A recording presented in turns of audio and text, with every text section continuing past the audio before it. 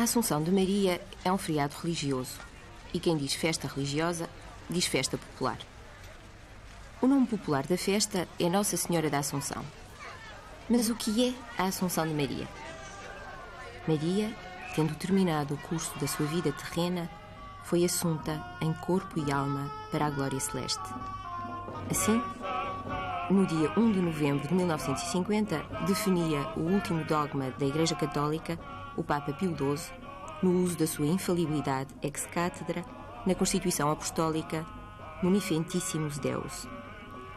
Maria, Mãe de Deus, é também Mãe da Igreja, Nossa Senhora, como ternamente lhe chamava São Bernardo há 800 anos, com uma intuição que transformou o termo em património comum de todos os católicos, pelo menos.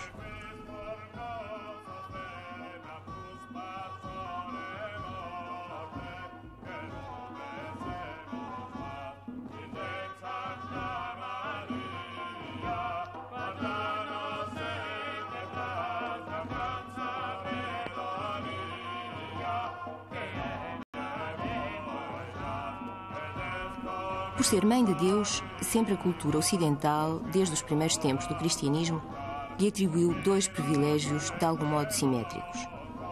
O anjo diz a Maria: Ave, ó cheia de graça, o Senhor está contigo. Bendita és tu entre as mulheres. A tradição cristã sempre interpretou a saudação angélica como testemunho de que Maria fora concebida sem pecado original. Este privilégio, que a transforma numa Eva antes de ter cometido o primeiro pecado, faz dela a mãe da humanidade, redimida pela encarnação, morte e ressurreição de Cristo.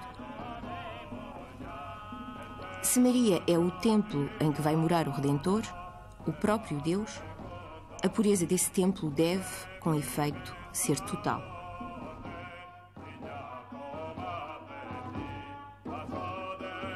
Aliás, por provável influência do mesmo São Bernardo, cavaleiro da Virgem e da sua ordem de cistercienses, os grandes templos portugueses vão ser dedicados a Maria. Ora, se o templo é puro, se não foi corrompido pelo pecado, também não haverá de ser corrompido pela terra. É talvez este o primeiro grande sentido da crença na dormição e assunção de Maria. O seu corpo, onde a corrupção do pecado não vivera, não se corrompe depois da morte.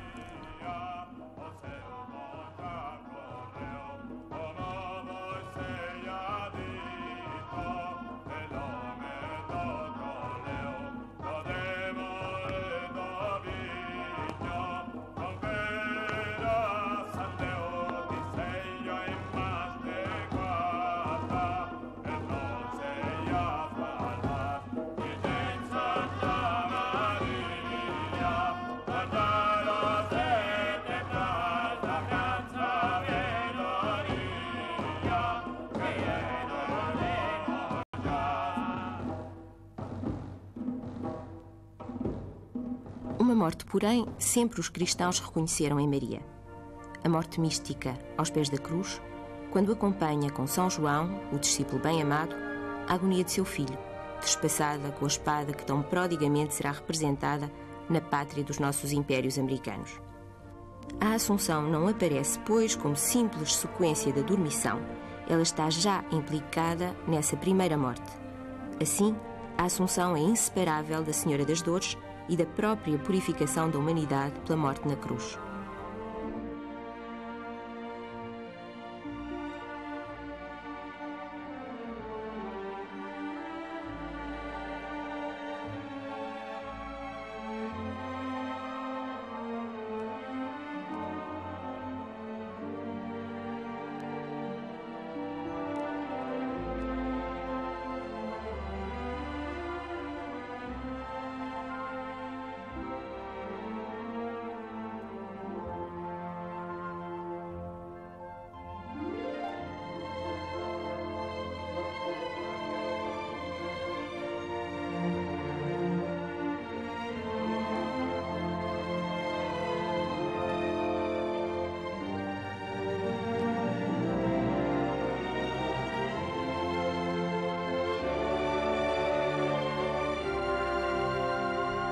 Uma das mais belas romarias portuguesas do 15 de agosto, pela riqueza do seu simbolismo, é talvez a da Senhora da Lapa, na serra do mesmo nome, na Beira Alta.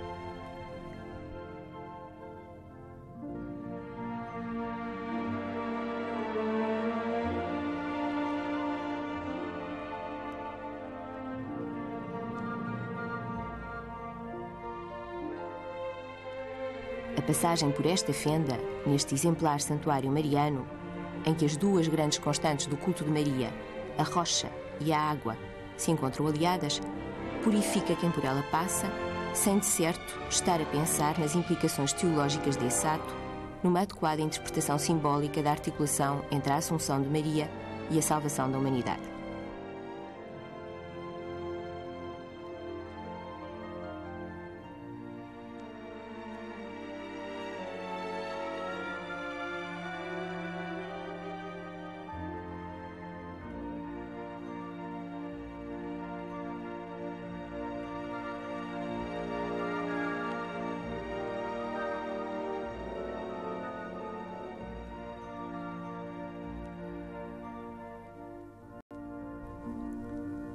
Que razões ligam a rocha à água viva e o culto mariano? Isso levaria muito tempo a explicar essa coisa. A pedra, já do Antigo Testamento, está ligada à água que deu a vida ao povo de Israel no deserto. Quando faltou a água, veio milagrosamente de uma rocha que Moisés feriu com a vara própria. Depois diz a Sagrada Escritura, Petra alta era de Cristo, a pedra era Cristo, pois Cristo no Novo Testamento é a fonte de água viva que gera a mesma vida para a vida eterna, para a eternidade. Nossa Senhora é a mãe de Cristo, é a mãe da água viva, por assim dizer. E o culto mariano? O culto mariano aqui está ligado à rocha precisamente porque a imagem de Nossa Senhora da Lapa apareceu aqui nesta gruta, que era uma serra, de maneira que aparece aqui uma imagem encontrada por uma pastorinha e daí nasceu o culto de Nossa Senhora da Lapa. Está relacionado com a rocha. Debaixo da rocha, dentro de um desvão da Virgem da Lapa, houve a aparição, é o que canta ao povo. Muitos santos têm, porém, tido o privilégio do corpo incorrupto. E, erradamente, de um ponto de vista teológico, o povo tende a ver na incorruptibilidade um sinal de santidade. Porquê, então, não só a incorruptibilidade, como a assunção ao céu? A tradição parece ter existido sempre como o elemento, por assim dizer, mitológico da própria constituição do cristianismo. Curiosamente, parece ser dos meios mais próximos do apóstolo São João que nos aparece sempre ao lado da Virgem na crucificação que a tradição se espalhou. Como é natural, a tradição veio do Oriente. As primeiras representações do assunto são bizantinas, mas muito antes da representação já a festa era celebrada. É do século V a primeira referência que temos. Na Síria celebrava-se uma festa dedicada à memória, logo à dormição de Maria. 100 e tal anos depois, já um imperador bizantino, Maurício, teria por édito estendido a todo o Império a festa de 15 de agosto. Embora a Assunção nunca tenha feito dúvida nas igrejas ortodoxas orientais, o acento é tradicionalmente posto na dormição. O nome da festa em grego é koimesis, que quer dizer isso mesmo.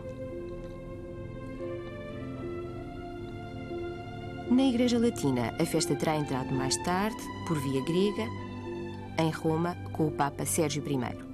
De Roma se difundirá pela Gália e pela Espanha. Difícil é saber quando assume uma feição popular. Provavelmente, dada a data, desde logo. O certo é que, no século XIII, em 1266, já existia aquela que é, hoje, talvez, a mais interessante festa religiosa e popular da Assunção na Península, o mistério de Elche. E desde o século XII, que os principais teólogos da cristandade, a começar por Santo Alberto Magno e por São Tomás de Aquino, definem com clareza o dogma da Assunção. Será, porém, com as dúvidas levantadas com o protestantismo sobre o papel de Maria que explodirá, em todo o esplendor barroco, a afirmação do mistério da Assunção. Porquê, então, tão tardia proclamação de uma verdade de fé há tanto tempo comumente aceite? desde o século XIX que pedidos nesse sentido tinham sido dirigidos ao papado, nomeadamente pela Congregação dos Servos de Maria.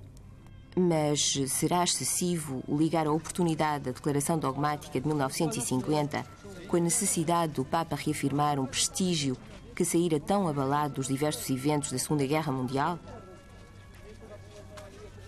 A data do 15 de agosto para celebrar a Assunção não terá sido tão consensual como o próprio princípio da dormição. Há, aliás, indicações claras que houve em igrejas orientais uma festa da dormição em janeiro.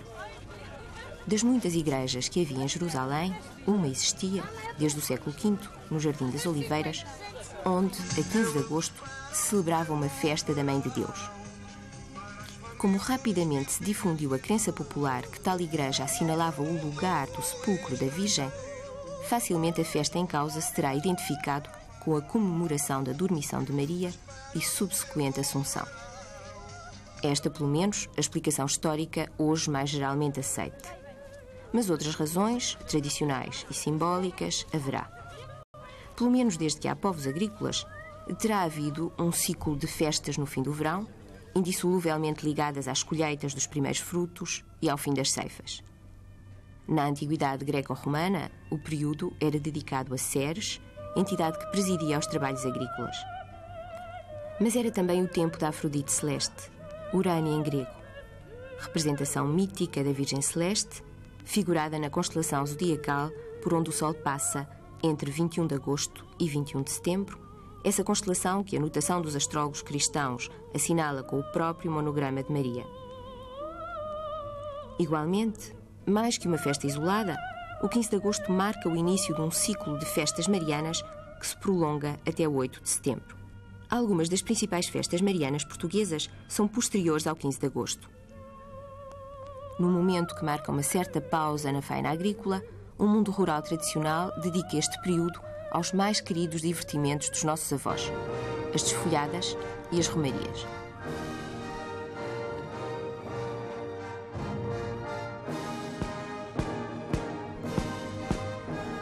Facto é que esses momentos de verão, quase a findar, deixaram a memória de uma particular felicidade. Um grande sinal apareceu no céu. Uma mulher vestida de sol, com a lua aos pés e uma coroa de 12 estrelas na cabeça.